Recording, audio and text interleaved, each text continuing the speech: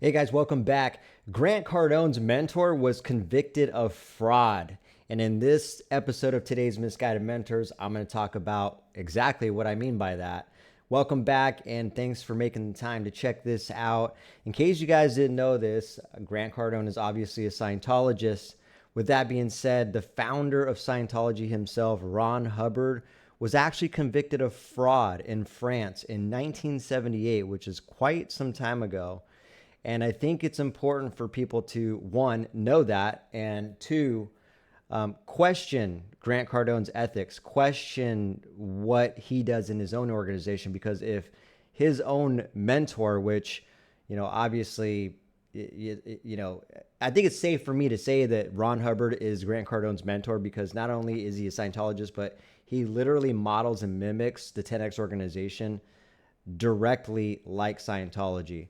And so I think it's very important for people to understand that Ron Hubbard was convicted of fraud. So what does that say about Grant Cardone? Someone who idolizes this guy, someone who pretty much adopted his thought process and incorporates Ron Hubbard's teachings into his own organization. Well, something to ask yourself, especially if you're someone who likes Grant Cardone, and more particularly if you're someone who buys things from Grant Cardone and you get in proximity with him and you go to his events.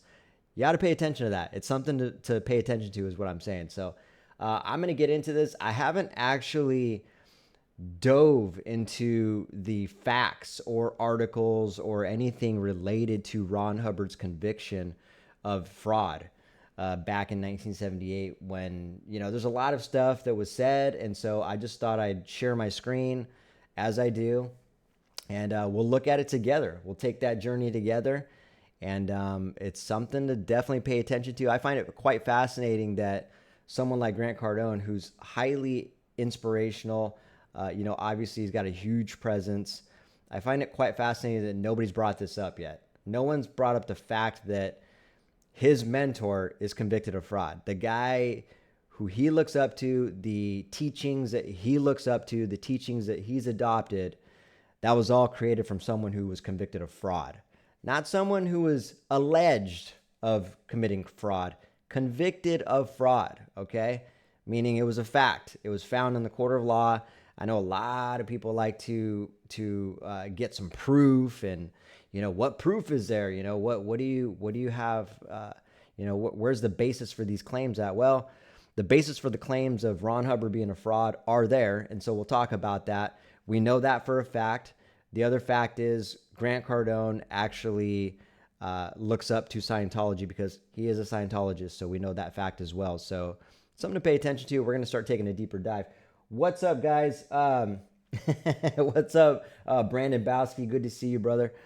Yeah, man, I'm going to talk about something that nobody talks about, and that is the fact that Grant Cardone's mentor himself, Ron Hubbard, is a fraudster, convicted of fraud, fleeing the country to avoid his sentencing for being a fraud. So, Brandon, if you haven't followed the YouTube channel, man, I'd love to eventually get you on an interview too. But in the meantime, check it out, man. It's called Today's Misguided Mentors, and it's on YouTube. So would love to chat with you at some point, man. Get you on the podcast. And I can tell you're great for a conversation. So would love to make that happen.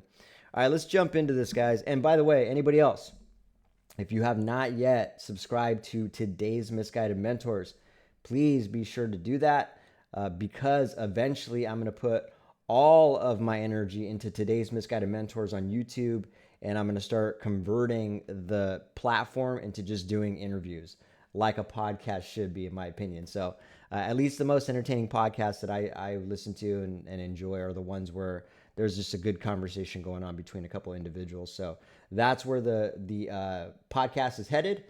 And I just want to remind you guys to make sure you get on the train. Make sure you subscribe to Today's Misguided Mentors on YouTube. Not only that, I'll be able to see your actual comments because I'm not going to be able to actually look at Instagram while I'm live streaming.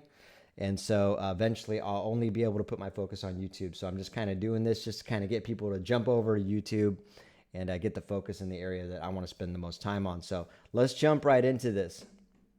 All right, let me share my screen. Let me share this screen. I'm actually excited about this. I mean, I'm not excited to read about someone's being a fraudster. But I'm excited to share this and bring this topic kind of to the forefront of what should be an obvious question people should ask themselves, especially if you're getting involved with Grant Cardone or anything related to the 10X organization. Like, you should pay attention to this. You know what I mean? Like, the guy's glorifying and worshiping a fraudster. So let's pay attention to that. Let's see what kind of information we can pull up or dig up, I like to say. All right, let's see here. Oh, that is why that is not working. Here we go. Scientology, Ron Hubbard. Okay, let's check this out together here. All right, so, and again, I've not really read a lot of this. This is all real-time, research that we're doing together. I thought it'd be really cool. Some people like to do a lot of research and get all that stuff prepared ahead of time. Sometimes I do, but in cases like this, I like you guys to kind of hear my thoughts in real time and get a genuine reaction, get an authentic response out of me discovering this stuff real time. And I like to do it with you guys. So let's take a deep dive into this right now. I'm not reading all of this. This is talking about his childhood and all that. Not interested in that.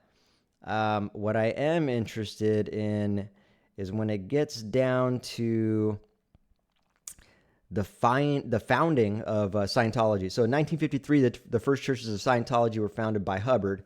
In 1954, a Scientology church in Los Angeles was founded, which became the Church of Scientology International. Hubbard added organizational management strategies, principles of pedagogia, I hope I pronounced that right, a theory of communication and prevention strategies for healthy living, and the teachings of Scientology. As Scientology came under increasing media attention and legal pressure in the number of countries during the 1960s and 70s, Hubbard spent much of his time at sea as a commodore of the Sea Organization, a private quasi-paramilitary Scientologist fleet. So I guess that's where the Sea Org definition came from, and now I understand the term when people are talking about the Sea Org. I'm guessing that has to do with them being at sea or some relation to that. Hubbard returned to the United States in 1975 and went into seclusion in the California desert after an unsuccessful attempt to take over the town of Clearwater, Florida. I want you guys to pay attention to this. I find it interesting that a lot of this man's years were spent in seclusion, running, hiding, avoiding law, avoiding justice, avoiding his sentencing, and really just living like a dude in the shadows. Like, why? That's a red flag in itself. So just pay attention to that. I have heard this before, and what little research I have done, I hear this quite a bit, how he's just spent a lot of his time in seclusion. So that's just really weird for someone who created something so something that he claims is life transforming and something positive. All right, so here we go. In 1978, this is the most important part for you guys to pay attention to. In 1978, Hubbard was convicted of fraud as he was tried in absentia by France. In the same year, 11 high-ranking members of Scientology were indicted on 28 charges for their role in the church's Snow White program, a systematic program of espionage against the United States government. One of the indicted was Hubbard's wife, Mary Sue Hubbard. He himself was named an unindicted co-conspirator. Hubbard spent the remaining years of his life in seclusion, attended to by a small group of Scientology officials. That's pretty crazy, man. So let's read this last little paragraph here. Following his death, Scientology leaders announced that Hubbard's body had become an impediment to his work and that he had decided to drop his body to continue his research on another plane of existence. Oh my God. That's pretty funny. The Church of Scientology describes Hubbard in, wow, I cannot pronounce that, hagiographic terms, though many of his autobiographical autobiographical, there we go, statements were fictitious. Many of his autobiographical statements were fictitious. Scientologist Stephen Kent was observed that Hubbard likely presented a personality disorder known as malignant narcissism. Interesting. That's interesting. It's not bad enough that it's narcissism, but it's malignant narcissism. It's almost like being obese. It's not, it's like you got someone who's obese and then you got morbidly obese, and it's like, man, that sounds dark. That sounds way worse than just being obese. Malignant narcissism. It just sounds very scary, to be honest. All right, so let's talk about that really quick. Let me pop back over here. Get the window capture off there. Whoops. Definitely hide that. We'll get that going. Okay. So you guys heard it. You heard it from me in the article. I've read a couple. I was kind of just sifting around to see what would be more credible. I thought Wikipedia would be the best source, the best resource to kind of vouch for or kind of get a little more information in regards to Ron Hubbard's conviction in France. But yeah, he was convicted of fraud. So now we know that. Ron Hubbard was convicted of fraud. Ron Hubbard is essentially Grant Cardone's mentor, although he probably never got to speak to Ron Hubbard, and I think he joined Scientology after Ron Hubbard died. However, as Ron Hubbard mentioned, his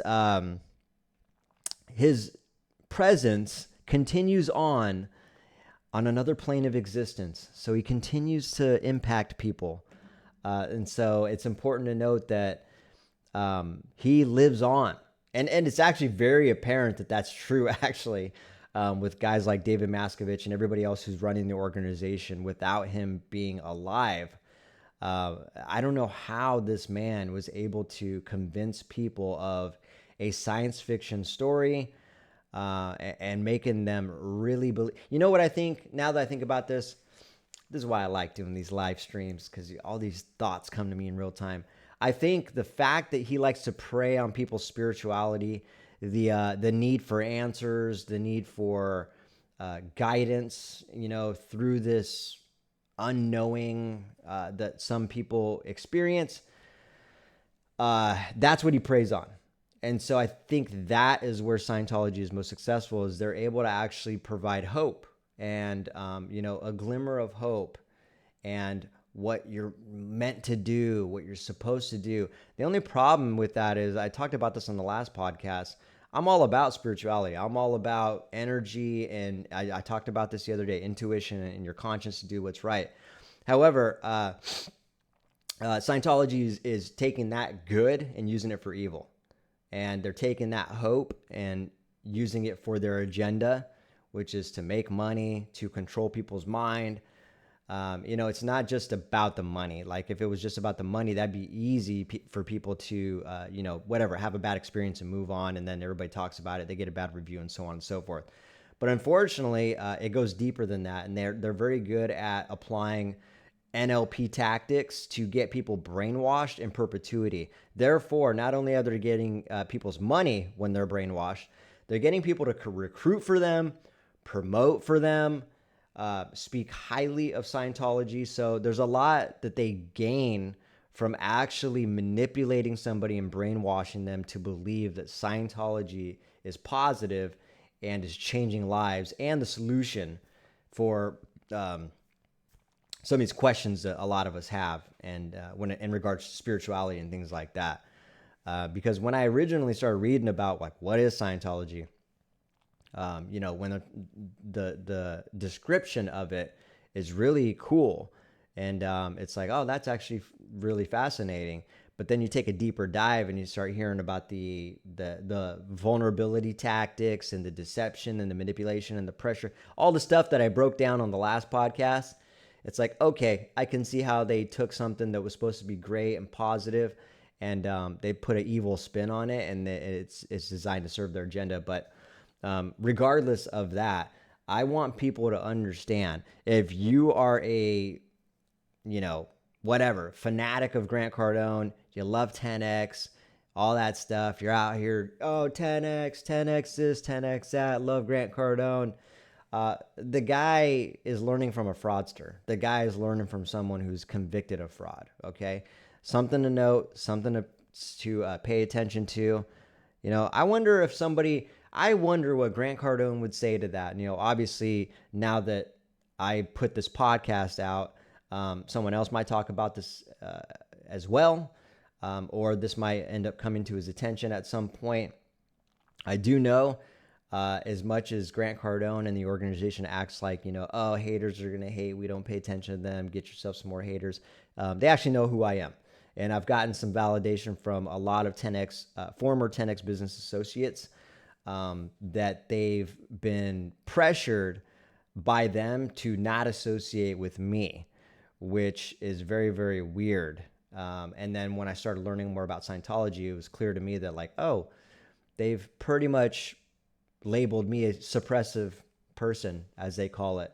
So I guess I'm that. I'm a suppressive person. Technically speaking, I don't think I am. Which, by the way, if anybody has any information on how to actually be a official suppressive person to the Scientology organization, I'd love to do that. I'd love to officially be a suppressive person. It's all bullshit, though. It's just a label. It's not real. It's just a way for people to never have to confront the things like, oh, Ron Hubbard was a fraudster. Yeah, and the response to that is, he's just being suppressive. He's just being negative. Yeah, it's all. Don't worry about that. Yeah, it's all bullshit. Like, no one could ever have a genuine conversation about that. And I wonder what Grant Cardone would actually say if someone said, did you know that Ron Hubbard was convicted of fraud? Like, not accused, not alleged. Like, he was convicted, dude. What do you think Grant Cardone would say? Like, honestly, like, maybe type that in the comments. What do you think Grant Cardone would say if someone asked him, did you know that your mentor was convicted of fraud? Of course he knows. But what is he going to say?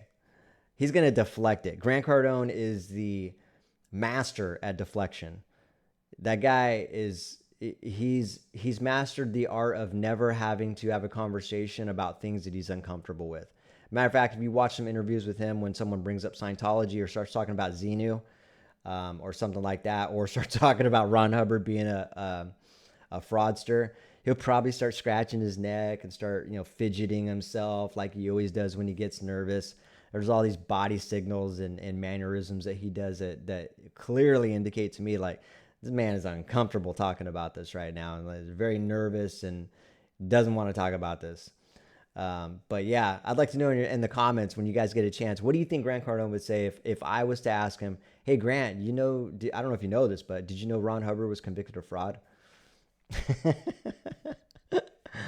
Either way, like I said before, if you're a person that likes Grant, if you're about to go to the 10X Growth Conference, this is important information for you to know, because I want you to, even if what I say doesn't change your mind, okay, cool, whatever. But I want you to go into this, if you already committed first and you're figuring out the rest later, as Grant says, pay attention. Take note of the things that I talk about and the things I bring awareness to when I'm talking about deception, manipulation, harassment, interrogation, shaming, bullying, all that shit. And amongst all the other things I talk about. If you're not sure, go back, watch some of my videos. I talk a lot about the same stuff to be aware of, especially when you're navigating the self-development matrix, as I call it. And I guarantee you, some red lights are going to start appearing. The light bulb is going to start going off, and I guarantee you're going to have at least one moment, unless you're completely oblivious. There's at least going to be one moment where something I said is going to make sense, and it's going to be relevant to the scenario you're in. You're going to be like, holy shit, I think this is what Ben was talking about. This is one of the things he mentioned that could be happening. I promise you. So if you're a person that is just going to go into it, you're going to go to the next 10X Growth Conference, pay attention to that stuff. Be careful, protect your energy, and just remember, like I said, Grant Cardone is learning from a fraudster. So pay attention to that, because that organization is directly mimicked. It's a carbon copy of Scientology. All he did was repackage it and put 10X on it. 10x is repackaged Scientology practice. That's it. And I can vouch for that because of my experience as a 10x business coach with Grant Cardone's organization. I'm not talking about this as a spectator. I was a participant in the game, unfortunately, and I had to find out the hard way.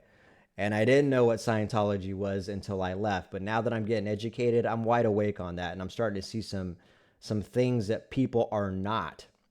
And one of those most obvious things that I see is that Grant Cardone's mentor is a fraud. It's simple as that. Pay attention, all right? You're okay with that? Then all right.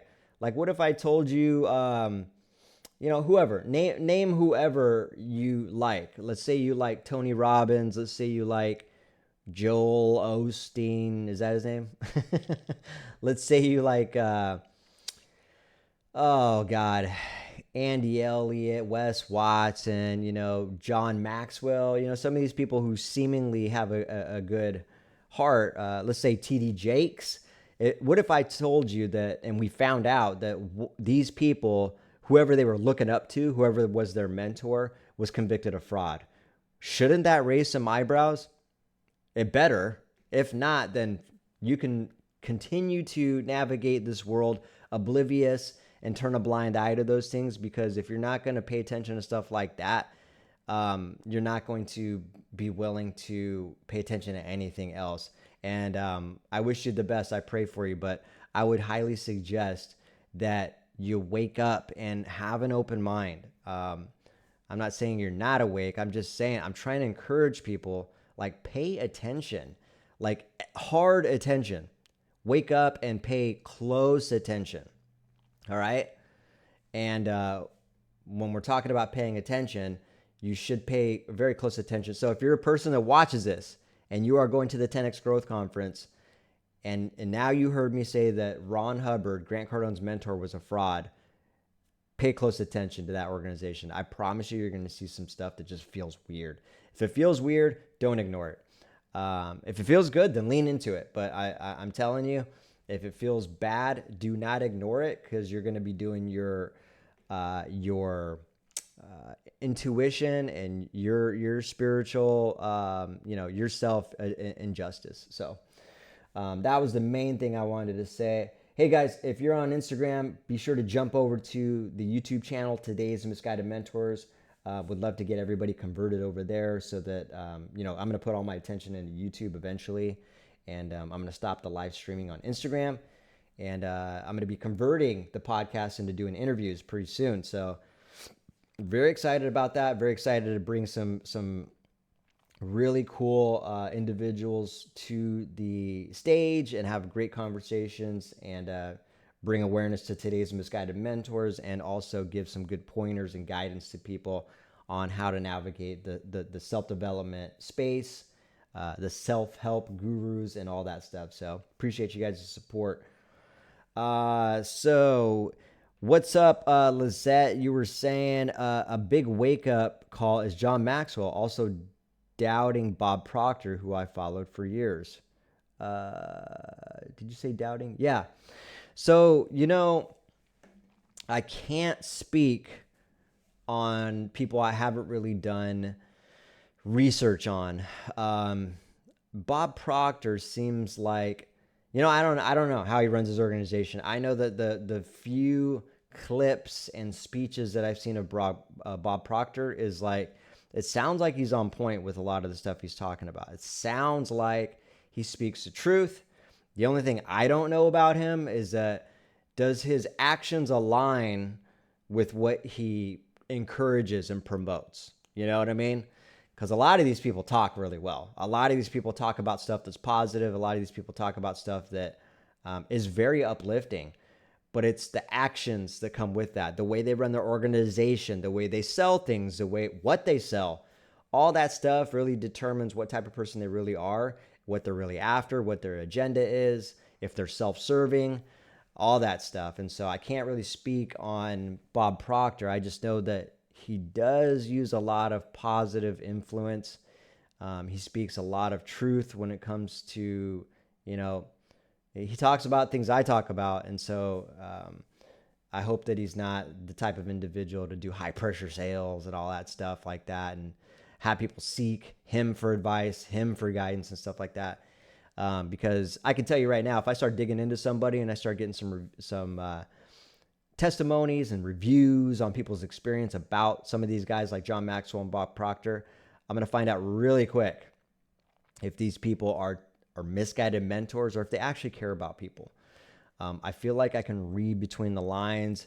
I can watch a live public speaking event with them. And I could just really determine a lot just by reading the energy. And I'm not saying I know it all or I'm perfect, or that I can't be wrong. I've been wrong, obviously. But okay, so they promote MLMs, unfortunately. Okay. I was having this conversation with my girlfriend the other day, and she was, there was a time where she was caught up in, what is that? God, I'm drawing a blank on it. Arbonne. She was in the Arbonne MLM. And me and her got into a conversation, and, she didn't agree with, she didn't like her experience with that. However, she wasn't really in disagreement about MLMs. I thought that was interesting. And I was telling her, and she made me question myself too. I was thinking, because I was telling her, well, MLM is structured in the way that basically you recruit people and then you get paid on the people you recruit, and they encourage you to recruit a bunch more people. And it's more like a downline, a cumulative way of getting revenue. And she didn't seem to think there was a problem with that. And so, and I started thinking about that and questioning myself. And I was like, is there a problem with that? I guess if I have a problem with that, what is the problem? I guess when I'm thinking about it now on a live stream, the problem I have with MLMs is that, maybe because it's encouraging people to just chase the money by recruiting. However, if you're a person who believes, like genuinely believes in the product, genuinely believes that what you're selling is helpful to people, and genuinely believes that, if you are recruiting somebody, that you're giving them an opportunity to actually sell things that are going to change people's lives. And on top of that, you just get a little kickback from them. I don't know. I guess the question is that bad? If so, why is MLM bad? I don't know. That's stuff that I'm trying to actually answer within myself. I personally am not big on MLMs. Very culty vibes. I had an experience with Amway. I went to one of the big like national conventions they have, or conferences that they have for Amway. I got invited to it. I didn't know what it was. I didn't know what it was until I got there. And oh my God, that was the full definition of a cult. It was so weird, very, very weird vibes. But yeah, it's not my thing. Not my thing. MLM's not my thing. But again, I am open to people, like I said, having the conversation with Kira. It got me to think about my own viewpoint about MLMs. And I'm curious, why. Maybe I should ask myself that question more and break it down. Like, what is my problem with MLMs? Do I have a problem with MLMs? Yeah, I don't know. And maybe it's the cult-like atmosphere. I guess that's definitely one thing I don't like about MLMs. So yeah, thank you for sharing that, Lisette. I didn't know that John Maxwell and Bob Proctor, constructed their organization like an MLM. So that's news to me. And like I said, I haven't done enough research on those two individuals. They seem like they're very solid. There's a couple people, that, like Bob Proctor, like John Maxwell, like TD Jakes. They seem like they have a good heart. They seem like they care. They speak a lot of truth, a lot of positivity, a lot of proper upliftment. But again, I don't really know unless I go to an event and maybe, get a feel for how their organization is ran, how they train their team to run the organization, all that stuff. I really don't know until I actually get in there. But I'll start taking a peek. I mean, obviously this channel is based on Misguided Mentors. So, which by the way, I forgot the logo there. Let me get that popped up. That's the name of the name of the podcast is Today's Misguided Mentors. And so the whole purpose is to find out who's today's misguided mentors are and find out if they in fact are that, and kind of vet them and expose them for either the good or bad that they're conducting themselves in. What's up, Lorraine? How you doing? So you were saying MLMs, you don't like the fact that your income is dependent on getting others to sign up. Okay. Yeah. Okay. Yeah, I wouldn't like that either. But then again, I can see how people are like, if they're convicted within a product, whatever they're selling, like if they're super convicted, they're like, oh my God, this is a game changer. This is going to change your life, whatever it is. I don't know what they're selling. Supplements, makeup. Let's say makeup like Arbonne, right?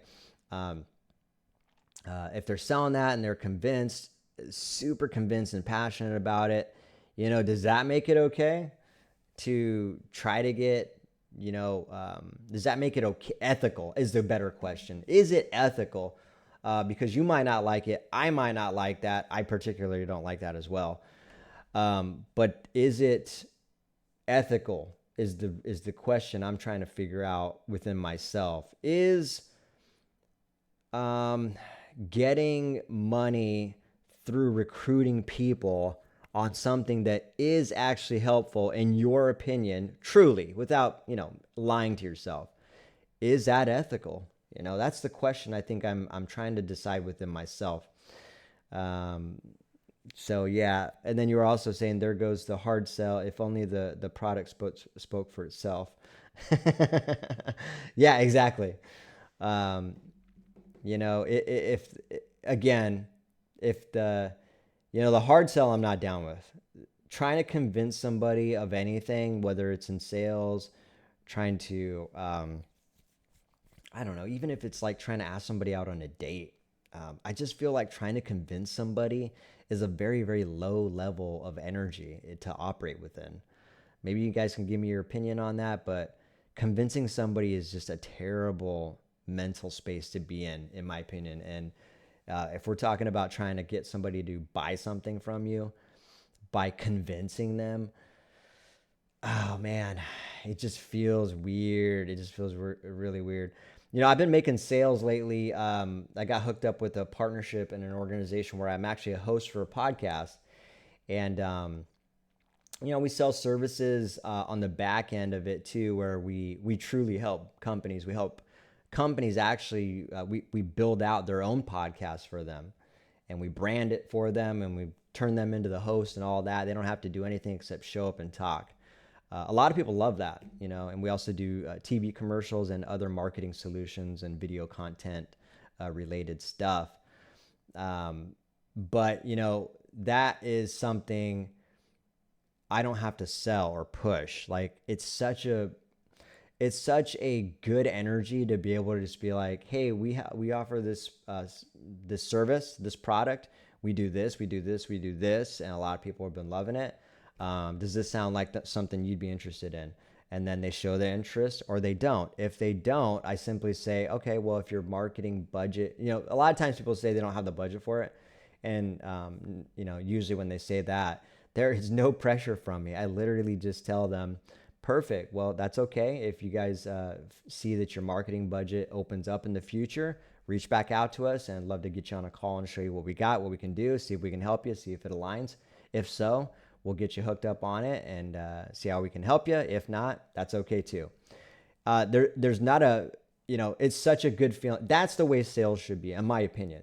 Now, a lot of people who are out here like Grant Cardone and all these other people like sell, follow up, close, and then some more close. They will never agree with that.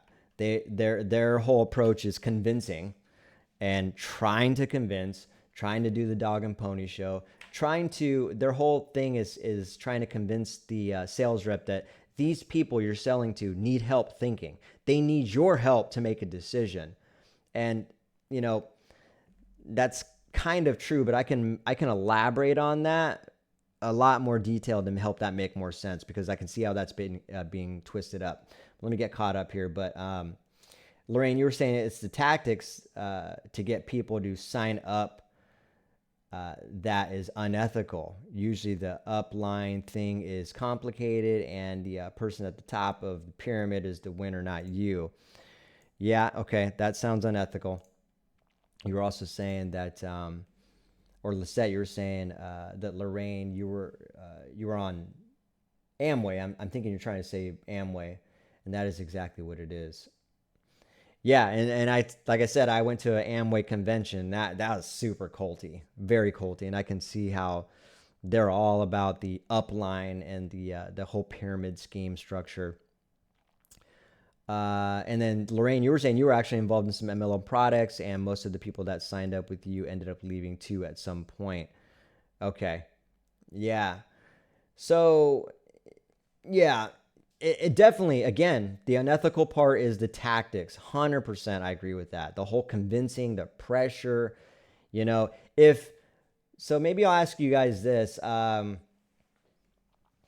Would it be unethical? This stuff I'm just learning about myself, actually, and what people think about MLMs, because I'm not a fan of MLMs either, but I don't know if I'm like completely, I don't know. Like I said, Kira got me thinking about it. She's like, there's nothing wrong with MLMs, you know, and if it's something that really helps people. And I was like, oh, okay, I guess when you put it that way, what is bad about MLMs then? So I guess the question would maybe I got a question for you, Lorraine and Lizette. Like, what if the MLMs weren't like to get someone to recruit somebody? It wasn't a pressure tactic. It was just like, hey, what if it was fully transparent? What if let's say I was in MLM, and let's say I was pitching to somebody and I was telling them like, hey, I'll just be straight up with you. I have this program, I have this product I sell, super game changer. Let's pretend that I believe that and I was passionate about it and I knew that to be true. And I said, I have this.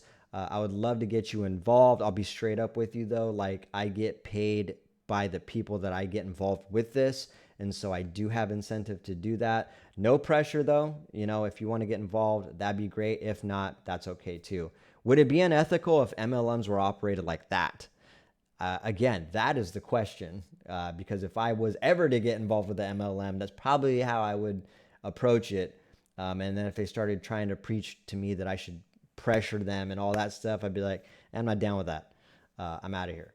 And but I don't know if any MLMs operate like that. You know what I mean? I think what I just described is like a fairy tale made up scenario of an MLM, which probably, if I'm willing to bet no MLMs actually approach business like that or recruiting like that.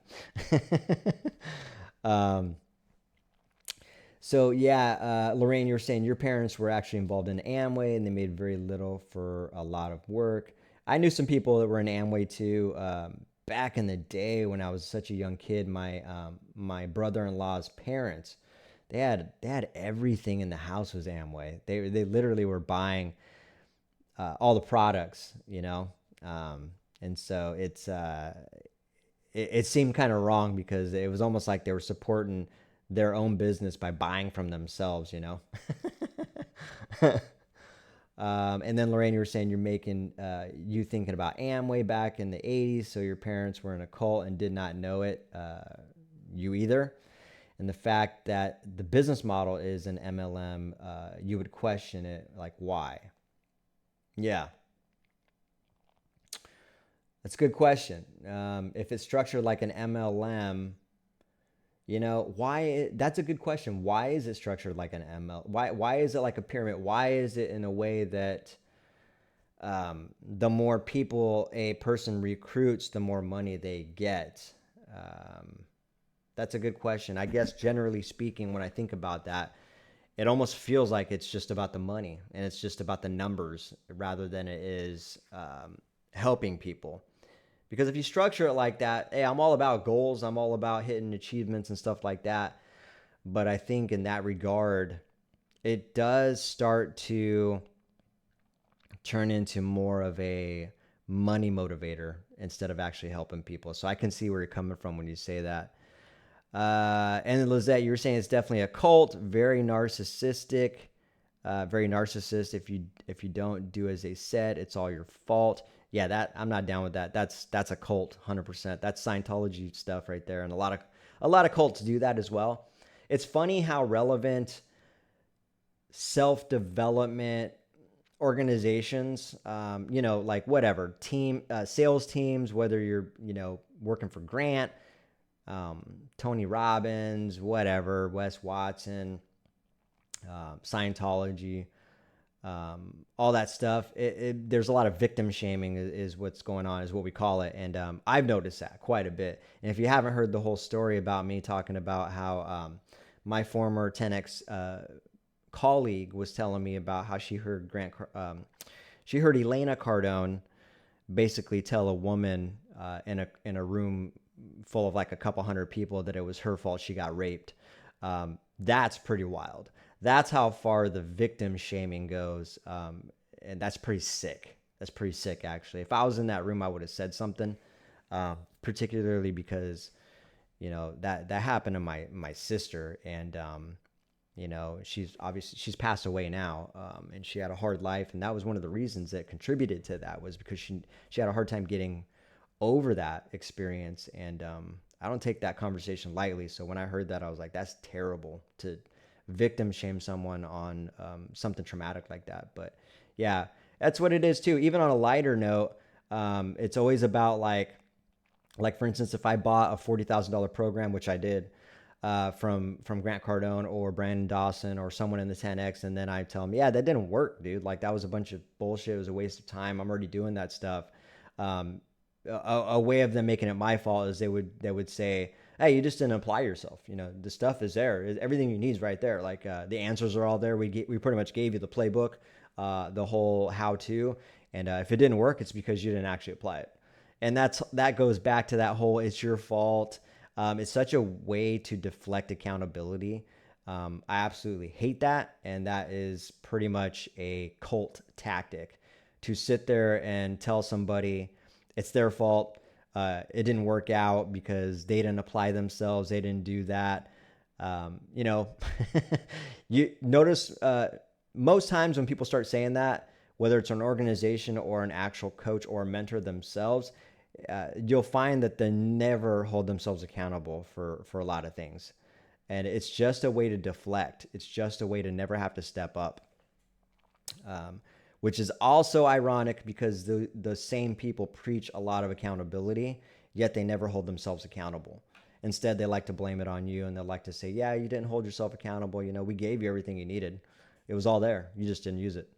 And so it's such a cop-out. But yeah, Kat, you were saying you were introduced to an MLM through the Mormons. Interesting. That's another, well, religious cults are a whole nother type of cults, which I haven't really gotten into yet, but a cult is a cult is a cult, right? Lizette, you were saying Amway would show Grant Cardone videos. Really interesting. And Robert Kiyosaki and John Maxwell. I did not know that. However, I just finally recently discovered that Robert Kiyosaki actually got his big break with Rich Dad Poor Dad through Amway. Amway actually promoted a lot of his main sales came from Amway, and then they showed a clip with him doing a speech at an Amway conference. And but I did not know that Amway promotes Grant Cardone videos and Robert and John Maxwell videos too. Very interesting. What's up, Michelle? How you doing? Thanks for popping in here, and thank you so much for the kind comment. I appreciate that. Hopefully you've been well. And I got to tell you, if you have not subscribed to my YouTube podcast channel, please do that. I would love your support. You've always been a really good friend of mine, and I always wish you the best. But do that at some point. Go to YouTube, type in today's Misguided Mentors, and subscribe, because I'm going to have some really cool conversations with people and doing some live interviews and some live streaming. So hopefully I'll see you there. So that just blew me away that you just said that. And then Lorraine, you were saying because many people at the bottom benefit from those at the top. Benefit those at the top. Oh, I see what you're saying. They don't benefit from those at the top. They benefit those at the top. Gotcha. Let's see. That is next level. Comment about Robert is next level. Yeah. Lorraine, the MLMs are designed for the CEO and those just under them to make the most money. You joined those things, and being the one at the bottom, your income was very small, but you were given incentives to recruit. Okay. Yeah, so it sounds like, again, I'm coming to my own conclusion in real time, live. Like, am I okay with MLMs? Well, I think my answer is no. Mainly because, and I guess let me elaborate. It's not the MLM structure itself. It's more about the tactics being applied to do that and the incentive to get bodies under you for you to make more money.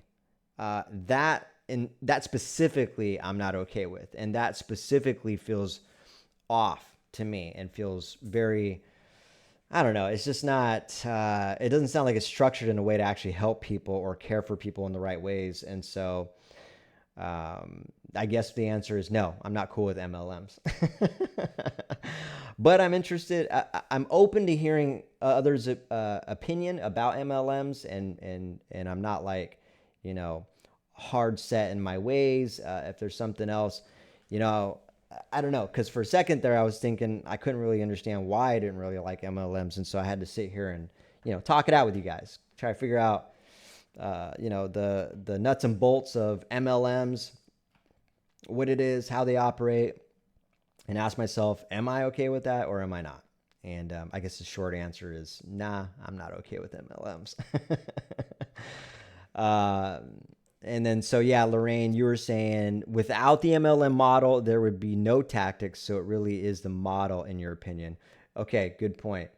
And that actually makes sense. You're right. Let me repeat that, because I think that's actually a powerful statement. You said without the MLM model, there would be no tactics. So it really is the model. Okay. Now that makes more sense. And it's funny you said that, because it kind of reminds me of the way I just described how, I sell the marketing services and the podcast and the TV commercial that our company and the partnership I got going on with my business partner, like how I sell. And the way I sell is like no pressure at all. This is like, hey, we do this. Does this sound like it's something that may interest you? If not, no big deal. If so, I'd love to get you on another call. We'll show you what you got and see if it aligns with you. It is really just no pressure. So it reminds me of that, because the way I've structured it within myself and the agreement that I have with my business partner, and letting him know that, like, dude, I don't operate that way, man. Like you're going to have to trust me in the way I do things. I care about people. I went through some bad, fucked up mentorship. Some self-serving entrepreneurs out here deceived me and tried to teach me how to manipulate people. I had to deconstruct from all that. And I'm getting back to who I used to be, and that's caring about people. And so I don't use deception to do that, just so you know. And so he understood that, and he sounds like a very honest dude. And so it's been a breath of fresh air to model that, to be myself in a sales process, because it's not sales. I've said this before. It's not sales. It's not coaching. It's not mentorship that's inherently bad. It's the people. It's the pressure. It's the tactics we're talking about.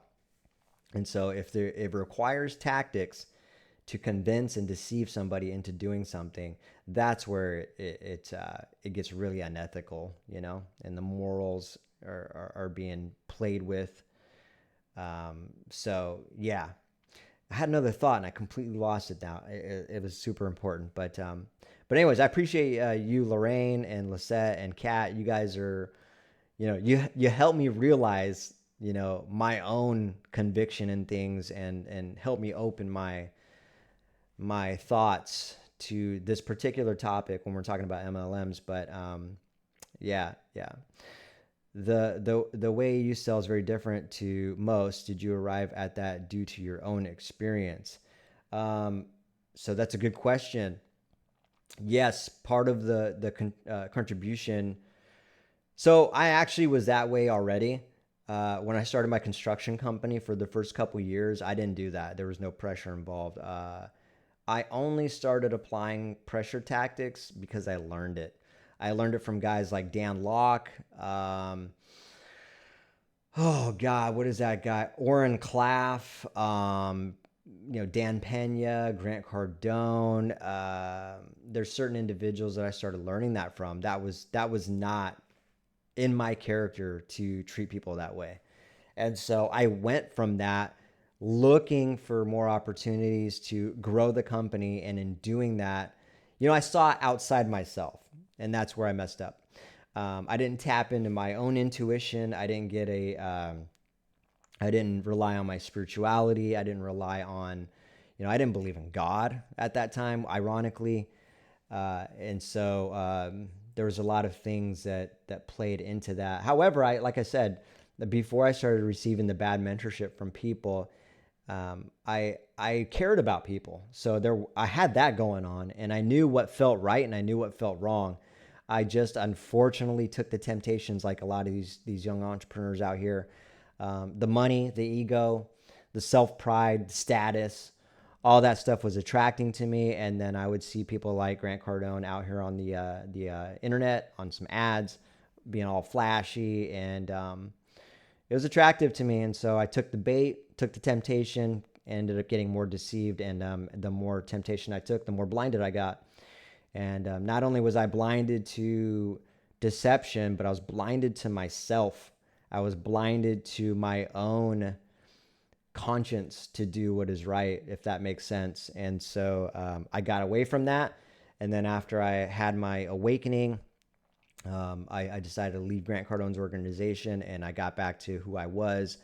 And I jumped on and started making public posts saying, hey, I'm sorry if I deceived you into buying something from me that you didn't. If I made you buy something that you didn't want to, I'm sorry.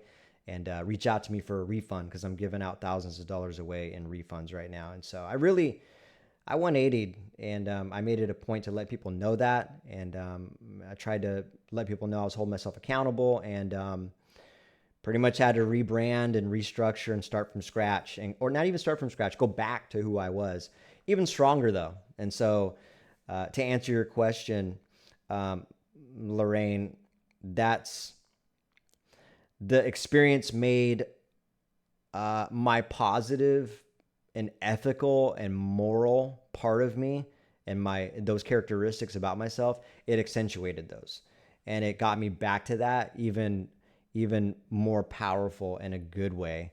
And I was just more aware of things. So that's why I sell that way now. It's just because I went through that experience and I see what's going on firsthand. I seen it. And so I was like, oh my God, I don't ever want to be that. I don't ever want to create that type of experience or that type of energy within an interaction that I have with somebody. I just want it to be, um, natural. I want it to be natural. I want it to be no pressure, authentic. A lot of these people out here talk about authentic. I can't tell you how many times I've spoken at an event or went to a public speaking event. People are talking about authenticity. They're not even authentic. I can feel it. People talk about accountability. They're not accountable. People talk about this, talk about that. There's a lot of misguided mentors who talk a lot about things they don't even do themselves. They promote things they don't even do themselves. They encourage you to do things they don't do themselves. It's as I've said this before, it's this do as I say, not as I do mentality that I've noticed. And I'm onto this shit. So it's very obvious to me, and I'll call it out when I see it, and I'm encouraging people to wake up to that stuff. So, but thanks, Lisette. You were saying that's awesome. And a real me would do that. I love that. Kat, you were saying off subject, was what 10X around when you were involved with Grant, or the 10X Hub? Was that around? No. No.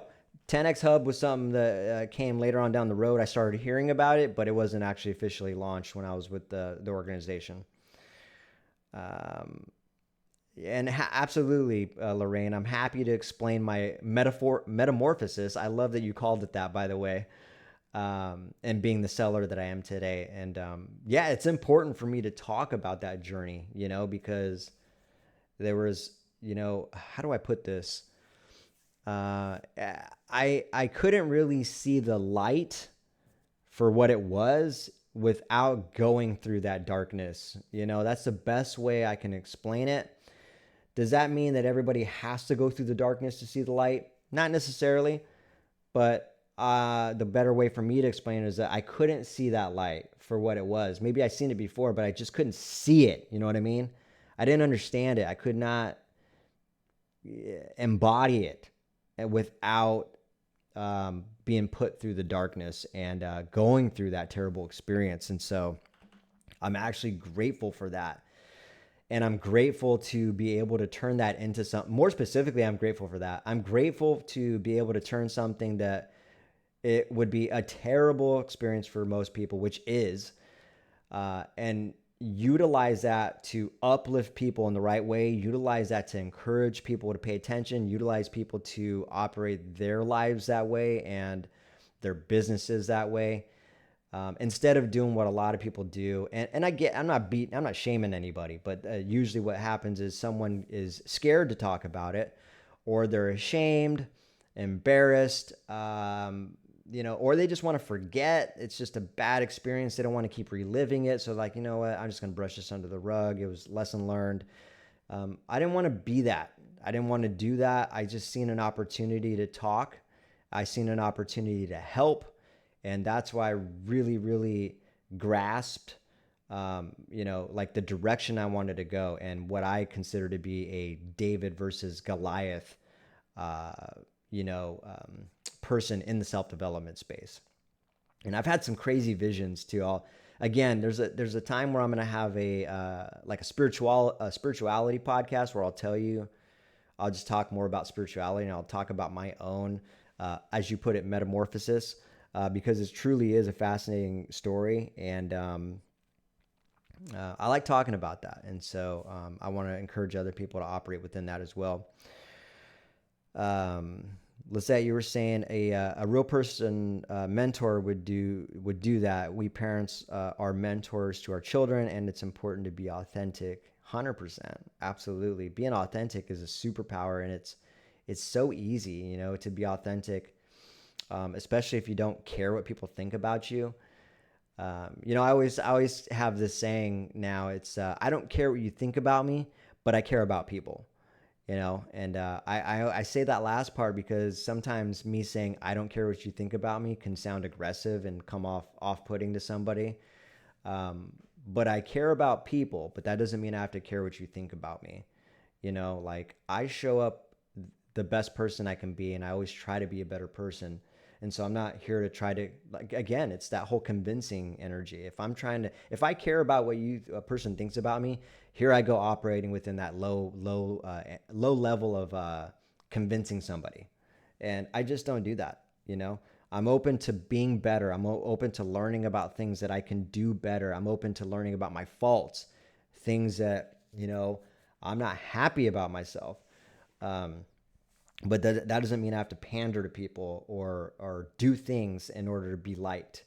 I'm not after people to like me. I feel like, generally I am a likable person, and I feel like I have a good energy about me, just by my experience with interacting with people. I feel like, I can talk to a lot of people very easily. I feel like I have a welcoming energy, so I don't need to convince anybody of anything. It's just my natural characteristics. So I just kind of stick to myself, and my authentic self, as you put it, Lisette. But yeah, Lorraine, absolutely. You were saying it was in my destiny to go through what I did and to be here now, sharing my experience with others and doing good. 100%. And again, that's why I brought up the spirituality podcast that I'm going to do later, because I'm going to share with you some visions I had and share with you some stories that are just crazy out of this world, where some people might listen to it and think I'm fucking nuts. They're going to be like, yeah, right, man, that did not happen. But I promise you, I don't lie about that stuff. And I've been hesitant to really publicly talk about some of these things because, I don't want people to think I'm completely nuts.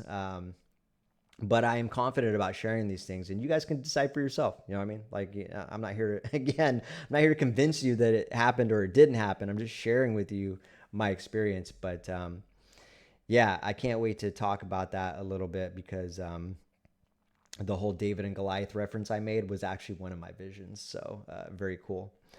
And again, very thankful for that. Yeah. Keep your eyes peeled, Lorraine. I'm definitely gonna have the spiritual talk. I love talking about that stuff, by the way. Energy, spirituality, all that stuff. I'm just into it, especially now. I never was before, by the way. Thanks, Lorraine. I'm nuts. Yeah, don't worry, I'm in good company. Yeah, and again, the people that support me. So I really appreciate that. And the other thing is like there, not everybody's gonna like everything about me either. Like it's just unrealistic to think that like, oh, I like everything about this person. So that's okay. You know what I mean? There's there might even be things that I say that people disagree with. And I welcome that, like I think we live in a day and age where people have a hard time having conversations with people that they disagree with. And this whole, it's confirmation bias. Like they can't really bring themselves to have a productive conversation unless they're hearing something that they want to hear.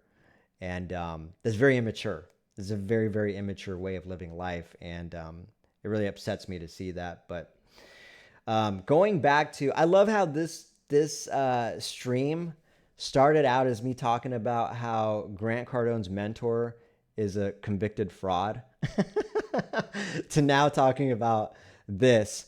But no, to the point, let me bring this back home. This is how I learned to, I guess I'm getting better at having these type of conversations because I'm going to bring it back home right now. So to my point about why I think it's important for people to pay attention to who an individual is learning from, particularly leaders like Grant Cardone. Who is he learning from? Well, he was learning from Ron Hubbard.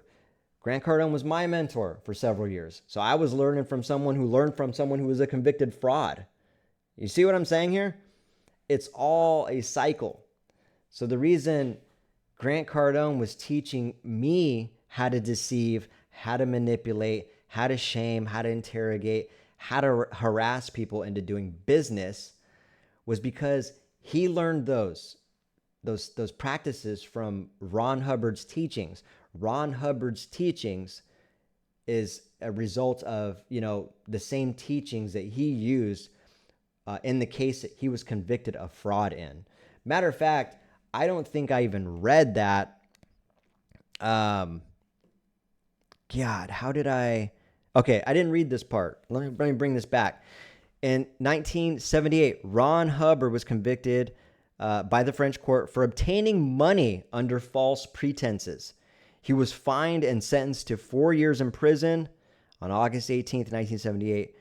And then Hubbard collapsed while filming in the desert, which I think he ended up running again from that sentence. He never did serve the sentence because I think he started running again. But did you hear what I said there? He was convicted of fraud in the French court because he was accused of, or he wasn't accused, he was convicted of obtaining money under false pretenses. And there's more about it. I can't remember where I seen it, but basically, making false claims. Okay, so the conviction was for making false claims that his methods could cure illness. What a crazy, outrageous claim that I don't know. Maybe he's onto something. Even if what he was actually teaching, he was using it for bad. Let's put it that way. All right. So I just wanted you guys to pay attention to that. Grant Cardone learned from Ron Hubbard. Ron Hubbard is a convicted fraud. And then I ended up learning from Grant Cardone for several years, which is why I started deceiving people and manipulating people into doing that. It's just a cycle. So if I'm just one person and I'm the only one talking about it, how many more people do you think there are that have learned from Grant Cardone and operating their business like Ron Hubbard, who is a convicted fraudster. That's pretty wild. That is actually pretty wild. And this is actually why sales in the business space gets a bad rap. This is why sales is looked at as slimy, distrusting. It's because of organizations and people like Grant Cardone and Ron Hubbard that have shaped that narrative, And like I said, it's not sales that's bad. Businesses need to sell, right? It's what you're selling and how you're selling it, and the ethics behind it, or lack of behind it. What's up, Nelly? How you doing? Yeah, Ron Hubbard should have been a sci-fi writer. I hope that's a joke because, in case you didn't know, I'm guessing you know this, but Ron Hubbard actually is a sci-fi writer. He was a science fiction writer before before he founded Scientology, which is quite remarkable. So I don't think it's a shock that Scientology sounds like a science fiction story. And then you were also saying, Nelly, that the Scientology stuff is pretty crazy when you look into what they actually believe in. Yeah, 100%. There'll be a time, I've kind of brushed on it here and there. There'll be a time where I break that down too. We'll talk about Xenu. We'll talk about the Thetans and the Thetans or whatever being dropped into the volcanoes and capsules floating around, sticking to bodies. And it's a crazy story. And again, I'm not here to make fun of people's religion. It's not even a religion, though. Let's put it that way. It was only a religion because they're trying to avoid taxes, and which is why Grant always talks bad about the IRS. So, yeah, Kat, you were saying your awakening makes you sound nuts too, and hard to explain to people because, but those who have gone through it understand. And that's why it's great to connect. Yeah, 100% people who've had like a massive spiritual awakening, something very intense where they've gotten a very inner connection with something or some, a higher power of some sort, whatever that may be for you. For me, it's God. And again, I got to say this every time I bring up God. I don't want people to think I'm in a religious cult now, but I don't identify with any religion. I just have a relationship with God. That's it. I don't go to church. I've never read the Bible yet. There'll be a time where maybe I'm called to do that, and I'll be able to discern the truth and any deception that comes before me. So, but yeah, it's a great conversation to have, and the people that get it, and the ones that can relate, it makes for a beautiful connection, and real recognizes real, as they say. So it's always fun to have those connections and talk with people about the particular topic of what we're talking about. So anyways, I think it's getting pretty late. It's over an hour now, so I'm going to jump off here. The last thing I'm going to say about this is if you are gung-ho about Grant Cardone, you love you some Grant Cardone as much as he loves himself, and you like 10x growth, you're going to the 10x growth conference, you're buying whatever, you're going to a boot camp, you're buying all his courses, you're training on Cardone University. I'm just telling you right now, the guy learned from somebody who is a convicted fraudster. Okay, not an alleged fraudster. This guy was convicted. All right. So if that person was convicted of fraud, and here Grant Cardone is learning from this person and this person's teachings, what do you think that makes him? All right. It's at least something to take note of. It's something to pay attention to. And I'm telling you, if you get involved with Grant Cardone, be very, very, very careful. All right. Protect your energy. Be grounded. Stay true to yourself. Do not ignore red flags. And, just be aware. I'm not saying don't live scared. I'm just saying be aware. All right. All right, I'm going to read you guys' last comments and then pop off here. Lisette, you were saying you feel the same about God. You don't read the Bible, etc., but you believe in a higher power. Very cool, very cool. I've never heard anybody say that like I've said it before, so very cool. And then you were saying, Lorraine, you're saying to your knowledge in Scientology, they get you to tell them your darkest secrets so you don't leave. Yes. and they have something on you. People are stuck there like Tom Cruise and John Travolta. Yeah, that's so weird. That's a red flag, obviously. I just talked about red flags. And so when someone's trying to get you to reveal, like, oh God, something that just, it's not fun to talk about, or it's not even that, something that may be damning to your reputation. They want to know like your darkest secrets, something that you're just completely embarrassed about or ashamed of. And they're trying to convince you that that's the way to start. Like, you got to tell us that stuff so that we, you got to start the healing somewhere in order for you to be successful in life. You got to start here. So you're going to have to start by telling us all this stuff. Yeah, that's deception at its ultimate right there. And I've heard about that story where people, they reveal all this stuff and then it just gets used on them right after that. It's just something being held above their head at all times. And then, when the very few cases where people do wake up and they leave Scientology, they start talking. And then the next thing you know, Scientology uses their confidential stuff against them and say, and they're like, oh, it says right here, well, I mean, you shouldn't believe her, what she's saying about her experience with us, with Scientology, because, this woman is this woman is that. I mean, look at her stories she shared with us. She's done this. She's done that. She's that. Like, that's all that's used for is for their agenda. So, yeah, it's terrible when I heard that. Very, very crazy. So, but anyways, just wanted to leave you guys with that last thought. Pay attention. If you like Grant Cardone, pay attention. All right. That's all I'm going to say. There's a lot of people who've seen some posts I've made and some videos I've made, and something I said clicked with them, something I said resonated with them, and it stopped them from actually doing business with Grant Cardone. So I'm really hoping, these videos continue to do that. All right, I'm trying to help you. So, it's okay if you don't listen to me, but if you do go to the growth conference, you do train on Cardone University, you go to boot camp or whatever, pay very close attention. Don't let your ego get to you. Don't act like you know it all. Don't act like you can't be deceived. Just pay attention is all I'm saying, all right? You're going to do yourself a justice by opening the eyes a little bit more, and more specifically, opening your soul to the energy, all right? Don't overcomplicate this. If it feels wrong, it's wrong. If it feels right, start leaning into that a little bit more. So anyways, very good to chat with you. Take care, you guys. Hopefully someone got something out of this. And it's been good chatting with you guys. Thanks, Lorraine, Lisette, Kat. I think Nelly was her name. I don't know. I can't see the comments anymore, so I'm sorry. But anyways, real good chatting with you guys. Thanks for the engagement. I will chat with you later. Have a good rest of your evening, and take care, all right?